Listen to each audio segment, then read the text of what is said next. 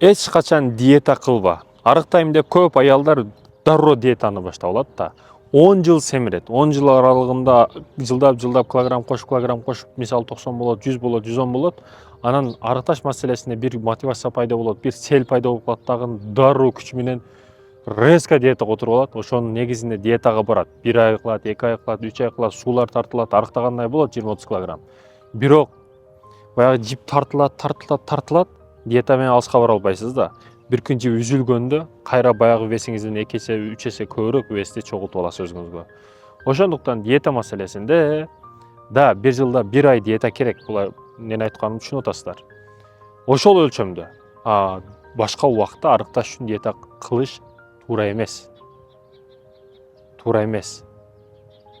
Себеби биз бул жашоонун баягы дофамини да, мындайча айтканда. Биз жеп жаткан пловдор, биз жеп жаткан баягы кыргыздын улуттук тамактары организм кан бүткөн да, муну таштап коюш өтө кыйын.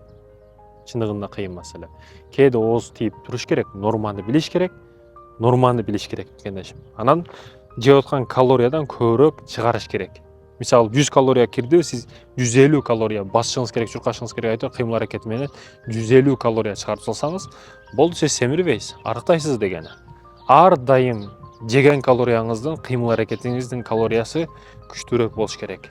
Ошол учурда арыктайсыз, ошол учурда семирбейсиз.